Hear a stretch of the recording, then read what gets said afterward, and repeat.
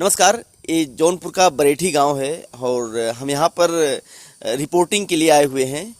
हमारे साथ राजेश यादव जी हैं और सोनीलाल पटेल, अतीक अहमद, इन सब से भी मतलब इन सब के समय भी राजनीति में बड़े सक्रिय रहे, कांग्रेस में रहे और सोनीलाल के समय में चुनाव भी शायद आप लड़ चुके हैं और भी कई मुद्दों पर बातचीत होगी। पारसनाथ यादव जी के भी बड़े करीब रहे, जिनका हाल ही में अभी निधन हो गया है। इन सब मुद्दों पर हम बातचीत करेंगे। सर, एक चीज़ बताएं आप कि पारसनाथ यादव जी प्रधानी से लेकर के और ब्लॉक नहीं प्रधानी से लेकर के जिला पंचायत सदस्य और इसके बाद कदम दर कदम कैसे आगे बढ़ते गए? देखिए, ये ऊपर वाले ने उनका बहुत बड़ा सहयोग किया। ये प्रधान थे गांव के। प्रधान के बाद उस पीरियड में ब्लॉक प्रमुख सचिन नाथ त्रिपाठी हुए और जो एंटी ग्रुप हारी थी, इनको जिला पंचायत सदस्य के लिए नियुक्त किया। ये कब की बात है? ये 84 की बात है, 1984 यानी 84 की बात है। और 84 में ही ये जिला पंचायत सदस्य हुए और इत्तेफाक से उसी सन में 6 महीने के बाद विधानसभा का चुनाव भी आ गया।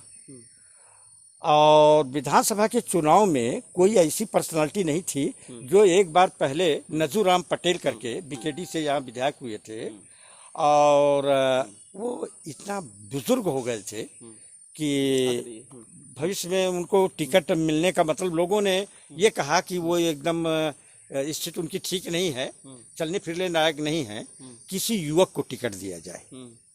उसमें पारसनाथ का नाम मुख्य आया, इसलिए आया कि जिला पंचायत सदस्य हुए ही थे और चुनाव आया और चुनाव में ये बड़ी अच्छे मतों से विजय हासिल किए। इसी के बाद उनका सिलसिला चलता गया। पहले वो विधायक बरसठी विधानसभा क्षेत्र के ही थे, जो आज फिलहाल बरसठी का अस्तित्व खत्म हो गया है। वो बिलोंग कर गया है मछली शहर के, जौनपुर से हटाकर मछली शहर में चला गया और इस समय ये सुरक्षित सीट है। तो ऐसी स्थिति में उनको फिर दोबारा टिकट मिला, उसमें भी विजय हासिल किए। तिबारे में उनको मतलब चुनाव हार गए। बीजेपी का रघुराज सिंह थे, वो विधायक हो गए और ये थोड़े से वाकई में उस पीरियड में सपा और जनता दल का विभाजन हो गया। हाँ, तो जनता दल से भी एक सज्जन चुनाव लड़ गए और वोट का बंटवारा हो गया और उस बंटवारे का लाभ बीजेपी को मिला, जो ज्यादा से ज्यादा हमारे ख्याल से 1012 वोट से बीजेपी के कैंडिडेट जीते। और इसके बाद इनको लोकसभा का चुनाव नजदीक था, लोकसभा का टिकट मिला और ये सांसद हो गए। सांसद हुए। पारसनाथ 2 बार सांसद थे, एक बार यहाँ से, एक बार जौनपुर से। यानी एक सीट ये थी जो मछली शहर के नाम पर होती है लोकसभा, और दूसरा वो था आपका जौनपुर का। एक बार वहाँ जौनपुर से चुनाव जीते और एक बार मछली शहर से सांसद हुए। 2 बार सांसद हुए। विधानसभा के चुनाव के पीरियड में ही ये शिक्षा राज्य मंत्री भी रहे और शिक्षा राज्य मंत्री के बाद तो आप समझ लीजिए इसके बाद वो बढ़ते ही चले गए। लोकसभा के में जब ये सांसद हुए तो जनता दल की ही गवर्नमेंट रही और उसमें ये मंत्री हुए और पहले पशु विभाग का मंत्रालय मिला, इसके बाद कैबिनेट मंत्री बने आरईएस में और इन्होंने अपना पूरा कार्यकाल पूरा किया। अच्छा, ये बताइए कि जब वो यहाँ पर विधायक थे तो बरसठी से विधायक थे, तो पहली बार जब बरसठी से विधायक बने तो उस समय क्या क्या चुनौतियाँ आपको देखने को मिली थी? जब वो पहली बार, जैसे पहली बार कोई विधायक जब लड़ने आता है, सबसे पहले उसको लोग दबाने की कोशिश करते हैं, नकारने की कोशिश करते हैं, सामंतवाद भी परेशान करता है। एकदम ऐसा रहा कि जिस समय ये बरसठी के 84 में विधायक हुए, लास्ट 84 था, महीने याद नहीं आ रहे हैं, तो उस समय कोई सोच भी नहीं सकता था कि कल का आदमी जो प्रधान था कहीं क्षेत्र में जाने नहीं जा रहे थे और वो तुरंत जिला पंचायत सदस्य हुए और 3 महीने के बाद विधानसभा का टिकट मिला और ये विधायक हो गए। तो इनको संघर्ष करना पड़ा। कुछ लोग ऐसे थे जो इनसे ज्यादा मतलब वो रखते थे चाहे बैर समझिए चाहे जो भी समझिए, लेकिन इन्होंने संघर्ष किया। यहाँ तक कि इनके संघर्ष को हम इसलिए सराहना दे रहे हैं कि चाहे अधिकारी हो या कोई भी हो, इनकी एक अलग की हनक रहती थी। वो बोल्डली मतलब उस बात को लेते थे, ये बात थी। तो इन्होंने काफ़ी संघर्ष किया, इतना संघर्ष किया कि बता तो रहे हैं ना कि वो स्थान हमारे जिले में कोई ले नहीं सकता जो संघर्ष उन्होंने लिया। राजेश जी, आप जो है सोनीलाल पटेल जी के संपर्क में कैसे आए थे? ऐसा है कि हम जिस समय वहाँ बॉम्बे में पढ़ रहे थे उस समय हम कांग्रेस माइंड के थे। हम पहले बहुत प्रयास किए कि कांग्रेस का यहाँ टिकट मिले, और हमको मिलते मिलते वही 84 की ही बात बता रहा हूँ, हमें न मिलकर सचिन नाथ त्रिपाठी को टिकट मिल गया जो यहाँ के ब्लॉक प्रमुख थे। ये जिला पंचायत सदस्य थे, वो ब्लॉक प्रमुख थे निर्वाचित सचिन नाथ त्रिपाठी। कांग्रेस ने उनको टिकट दे दिया और पारसनाथ को लोकदल ने दिया, और परिणाम ये हुआ कि ये जीत गए, वो पराजित हुए। तो इसके बावजूद भी हम कांग्रेस में बने रहे, लेकिन मेरा संबंध इसी के बीच में अतीक अहमद से हो गया, अतीक अहमद से और डॉक्टर सोनीलाल पटेल से। और ऐसा संबंध हुआ कि हमारे एक भ्राता हैं, वहीं दरोगा रहे इन्हीं की बदौलत, और उनके कुछ संबंध अतीक से थे, और अतीक हमारे घर पे आए, डॉक्टर सोनीलाल पटेल भी आए। कुछ उनको समझ में आया, उन्होंने हमको 2002 में टिकट अपना दल का दिए, और हम 28,500 वोट पाकर और चुनाव हार गए। जबकि हमारे विधानसभा से 20,000 पाने वाला विधायक हो गए हैं। हमारे मंत्री जी ही, पारसनाथ जी ही, पहला चुनाव ज़्यादा अंतराल नहीं था, 20 या 20,500 वोट से यहाँ विजयी हुए। हाँ, उसमें और भी दलें थी जो कि वोट का बंटवारा हुआ, और हम तो 2002 में चुनाव लड़े थे, वो 84 में लड़े थे। उस समय यहाँ का उतनी वोट बैंक भी नहीं थी, ये स्थिति है। और अब मंत्री जी के, पारसनाथ जी के बारे में जो भी कहा जाए महोदय, वो कम ही है। और आप समझ लीजिए कि जब ये विधायक, समझ लीजिए विधायक रहे हों या मंत्री रहे हों या सांसद रहे हों, किसी के काम के लिए जब कोई दुखिया उनके पास जाता था, वो बोलनी चाहे जिलाधिकारी से ही बात करना हो, लेकिन वो उनकी बोलने की एक शैली अजीब सी थी, वो उसी शैली से ही बात करते थे। जबकि हम आप अगर बात करना चाहेंगे तो थोड़ा सा भाई IAS IPS अधिकारी है, उससे बहुत नरम भाव से, लेकिन उनकी जो भी जुबान निकलती थी बहुत सख्त और टाइट निकलती थी। इसकी परवाह उनको नहीं रहती थी कि ये DM है और SP है, मेरी बात को अन्यत्र ले सकते हैं, लेकिन उनकी कहने की शैली अजीब थी, हनक थी हमारे ज़िले में। यहाँ तक कि अब क्या बताएं, जब ये पहली बार विधायक हुए कुछ लोगों को रास नहीं आया। हाँ, अब उनका नाम अब क्या लिया जाए, जो कि उनको जान से मारने के लिए उतारू करा दिए। हमला भी हुआ उनके ऊपर, उनके यही निगो के गृह निवास पर। हाँ, और समझ लीजिए वो रिवॉल्वर का वो फायर नहीं था, AK-47 का वो फायर हुआ था, लेकिन ऊपर वाले की कृपा थी। बाहर कुर्सी बैठे थे, एक सड़ियल सा उनका ट्रैक्टर था, अरसे से वहाँ खड़ा था, और ये छलांग मारकर उस ट्रैक्टर की आड़ में हो गए और ये बच गए, नहीं तो मारने की नीयत से लोग आए ही थे।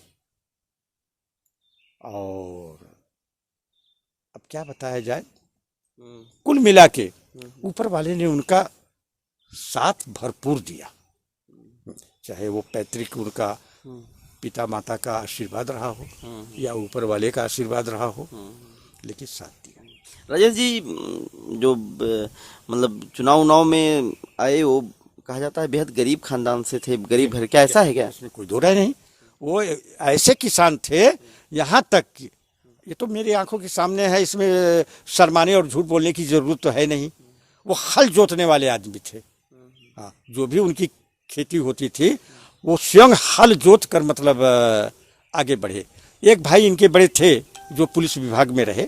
हाँ, बाद में प्रमोशन हुआ उनका, दीवान से वो SI हुए, और SI का कार्यकाल पूरा न करके हार्ट अटैक में उनकी मृत्यु हो गई, जिसके स्थान पर उनके लड़के को वो पोस्ट मिली, वही रमेश यादव को दरोगा हुआ।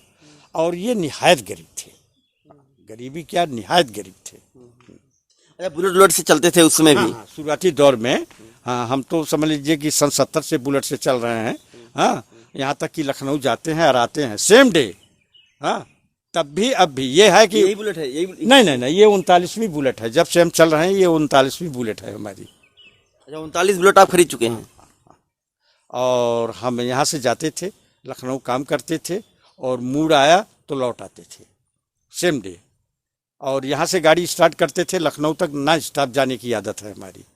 हाँ, ये अब भी है। अब तो हमारी उम्र 74 साल की हो गई है, लेकिन बुलेट हमारा यही हमें नहीं छोड़ रही है। हम तो छोड़ना चाह रहे हैं, लेकिन ये बुलेट मुझे नहीं छोड़ रही है, और क्या कहें। अच्छा, ये बताइए, राजनीति में उन्होंने बहुत से लोगों को पैदा भी किया जौनपुर में?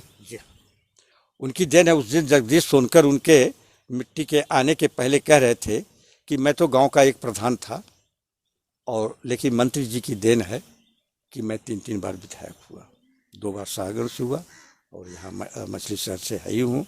उनकी देन थी, वो ज़बरदस्ती मुझे टिकट दिलाए थे। और सपा में रहकर उन्होंने एक सज्जन को और टिकट दिलाया, देवेंद्र सिंह, यही नीगो के हैं, लेकिन दुर्भाग्य से वो विजयी नहीं हुए। लेकिन ये है कि टिकट तो वो जिसको चाहते थे उसको दिला सकते थे, और उन्होंने दिलाया है, कई लोगों को दिलाया है। हाँ, राजनीति में तो उन्होंने कई लोगों को पैदा कर दिया। अब वो लोग एहसान माने या न माने वो अलग बात है, लेकिन उन्होंने पैदा किया। अच्छा, ये बताइए कि आज के समय में जौनपुर में एक क्या पॉलिटिकली आप वैक्यूम देख रहे हैं पारसनाथ जी के जाने के बाद? ऐसा है कि है, लेकिन एक चीज समझ में हमें कम आ रहा है कि उनका स्थान उनके परिवार का कोई व्यक्ति ले पाएगा, इसमें संशय नजर आ रहा है। वही हम कह रहे हैं, कोई खालीपन आपको नजर आ रहा है? हाँ, खालीपन आ रहा है, खालीपन आ रहा है। ये अच्छी बात होगी कि उनके स्थान पर उनके बड़े पुत्र लकी को टिकट अखिलेश जी दें। हालांकि ये जहाँ तक मुझे जानकारी है कि मंत्री जी ने अखिलेश से ये एक्सेप्ट करा लिया था, हम रहें या न रहें, लेकिन मेरे बेटे को टिकट आप दें, तो उन्होंने एक्सेप्ट भी किया है। लेकिन जहाँ तक ये भी मुझे जानकारी है कि उनकी सोच थी कि इनको मड़ियाहू से लड़ाया जाए, मड़ियाहू में टिकट देने की पहल उन्होंने किया है। अब रही चीज़ ये कि मल्हनी विधानसभा, वहाँ के मतदाता बड़े विचित्र से हैं। एक तो बैकवर्डों में भी 2 खेमा है, जैसा कि हमारे यादों में ग्वाल और ढढ़ोर की बात आती है कभी कभी। ये आपके यहाँ बहुत ज़्यादा चलता है क्या? बहुत चलता है। लेकिन जहाँ तक पारस के साथ हो, ये बात नहीं चल पाई। हाँ, उसका मात्र यही कारण है कि यहाँ तक मतदाताओं ने कहा है कि अब साले को तो वोट न देते, हाँ, लेकिन देना है। मतलब ये जानते थे कि बैकवर्डों का ये मसीहा है, इसकी ये खनक है। जो अन्यत्र जो ऊंची जातियां हैं, जो हम लोगों को दबोचने की कोशिश करते हैं, इनके रहने पर हम लोग सेफ रहेंगे, ये बात थी। राजेश जी, आप एक बात बहुत क्लियर बता दीजिए, लोग जानना भी चाहते हैं, ये आप लोगों के यहाँ ग्वाल ढरोड़ का क्या मामला है और किस तरीके से चल रहा है? ग्वाल ढरोड़ हमारे जनपद में खाली मल्हनी विधानसभा में ही है। हाँ, जितने ग्वाल हैं उतने ही ढरोड़ भी हैं। कभी कभी ये होता है कि ग्वालों को ही टिकट दे रहे हैं, ढरोड़ को नहीं दे रहे हैं, ये बात आती है कभी कभी दिमाग में। और इससे क्या है कि बंटवारा वोट का हो जाता है। हाँ, कुछ बंटवारा वोट का हो जाता है, जबकि होना नहीं चाहिए। अब तो तमाम शादियां ग्वाल और ढरोड़ में हो रही हैं, चल रही हैं। हाँ, लेकिन जो ऊंची यहाँ की जातियां हैं, उन लोगों ने ये दरार पैदा कर दिया है, दूसरे लोगों ने पैदा किया। हाँ, असलियत ये है, और अपने लोग नहीं समझ पाते, अपने लोग नहीं समझ पाते, ये स्थिति है। राजेश जी, यहाँ पर जौनपुर में पारसनाथ जी इतने लंबे समय तक विधायक रहे, मंत्री रहे, सांसद रहे, तो विकास को लेकर के कौन कौन से काम बड़े बड़े करवाए हैं, जरा आप बताइए लोगों को। विकास का कार्य तो उन्होंने कराया ही है, और अब पुल बनवाए हो ये सब, नहीं, जो भी बड़े बड़े का निर्माण उन्होंने कराया है। मल्ली क्षेत्र में आप समझ लीजिए वो पीली नदी है और कौन सी है, उन्हीं की देन है कि वहाँ 3-4 पुल अच्छे पुल बने हैं। हाँ हाँ, और इधर कूसा घाट दियावा का एक मंदिर है जो ये बारी गांव से होकर इनके गांव से उधर जाता है, मछली शहर और मड़ियाहू रोड पर, वहाँ बना है। एक यहाँ बना हुआ है पलटूपुर में। तो कभी कभी ऐसा भी होता है कि आप प्रेजेंट करते हैं, कार्यकाल हमारा आ गया और नाम हमारा आ गया कि हमारे कार्यकाल में बना, लेकिन देखना ये चाहिए किसने परसों किया है, किसने शुरुआत किया है, किसने पुल बनने का नाम लिया है। तो इसमें देन उनके बहुत हैं। ये है कि इत्तेफाक से दूसरे लोग विधायक हुए, उन्होंने अपना शिलापट में नाम डाल दिया, तो ये हुआ। आजकल जनता तो अंधी रहती है ना, असलियत को जानने की कोशिश कम करती है, दिखावटीपन ज़्यादा है। तो ये होता है कि नहीं नहीं नहीं, उन्होंने शिलान्यास फला ने किया है, शिलापट में उनका नाम है, उन्होंने पुल बनवाया, ये है वो है। जबकि असलियत ये है कि उन्होंने बहुत पुलों का नाम वो किया है। सड़कें उन्होंने अच्छी अच्छी बनवाई हैं, जहाँ की कोई अस्तित्व नहीं था वो भी काम उन्होंने किया। अच्छा, यहाँ पर जैसे धनंजय सिंह माफिया किस्म के माने जाते हैं, सांसद भी रहे, तो क्या मतलब एक तरीके से सामंतवाद को मतलब कमजोर करने की वजह से वो इन सब के निशाने पर भी रहते थे क्या? एकदम निशाने पर रहते थे, बिल्कुल निशाने पर रहते थे। एक कौन सा कार्यक्रम था याद नहीं आ रहा है मुझे, फिलहाल धनंजय सिंह आए थे इनके डिग्री कॉलेज में। अब सब लोग सरप्राइज रह गए कि मंत्री जी के चुनाव में इन्होंने बहुत भयानक दखलंदाजी दिया, लेकिन आज यहाँ बैठे हैं। वही उनके दूसरे बेटे की शादी जो लालू के साले के बेटी के साथ तय हो रही थी, बिहार वाले सब आए थे, उसी कार्यक्रम में शायद धनंजय आए थे, हम तो थे वहाँ। और मंत्री जी और धनंजय जी एकदम गुप्तगू बात कर रहे थे, और उस पीरियड में लोकसभा का चुनाव भी नजदीक था। हाँ, अब चाहे जो भी नई बात अंदर अंदर रही हो, हाँ, लेकिन ये था कि अंदर वाली जो बात थी, धनंजय नहीं पसंद करते थे कि पारस का स्टैंड या अस्तित्व यहाँ बढ़े, ये नहीं चाहते थे। वो अलग बात है, भाग्य कोई किसी का थोड़ी बांट लेता है। और अच्छा, यहाँ पर एक रेलवे स्टेशन है, कोई जो कहा जाता है उनके घर के पास में है, तो वो रेलवे स्टेशन से उनका बड़ा अच्छा, वहाँ पर काफी समय व्यतीत करते थे, अच्छा नाता रहा, क्या ऐसा कुछ है? क्या है ऐसा है, ये बहुत पहले की बात है, जब इनका आवागमन सुरयावा की तरफ जाता था। हाँ, सुरयावा रेलवे स्टेशन। हाँ, सुरयावा रेलवे स्टेशन है। यहाँ तक कि एक ध्रुवलाल थे, इनके भाई ही थे, चचेरे, और वो DPSP होकर मुठभेड़ में मारे गए। हाँ, और वो सब भी जब आते थे तो सुरयामा उतर कर ही घर आते थे, क्योंकि इधर से दूरी ज़्यादा पड़ती थी और सुरयामा से खाली नदी क्रॉस करना पड़ता है, बरना, और अच्छी मार्केट है, टाउन एरिया है सुरयामा। तो इनका ज़्यादा करके आवागमन, आना जाना, शुरुआती दौर में बताए ना कि जो व्यक्ति किसानी करके हल जोत कर स्टैंड किया हो, तो यहाँ तक कि एक बार वहाँ उन्होंने उस टाउन एरिया में वो जैसे साइकिल, मोटरसाइकिल या 4 व्हीलर, हाँ, वो उसका ठेका लिए थे। हाँ, उसका ठेका लिए थे। तो उस ठेके की वजह से और तमाम बातें थी। सुरयावा में उन्होंने बहुत समय दिया, ऐसी बात नहीं है। उनका ज़्यादा समय इस बाजार की बजाय, जबकि वो जनपद भदोही में है, हाँ, वहाँ उन्होंने समय दिया। तो ये बात है, सुरयावा से ठीक ठाक उनका संबंध रहा। हाँ हाँ हाँ, अब भी है, लगाव है। हाँ, वहाँ मकान भी बनवाने के मूड में रहे। और ज़्यादा करके जहाँ तक मेरा ख्याल था, अगला चुनाव वो लकी को भदोही से ही लड़ाने के चक्कर में थे, पहले 5-7 साल पहले की बात है। ठीक है राजेश जी, धन्यवाद। हाँ, तो आप देखिए, धन्यवाद। धन्यवाद।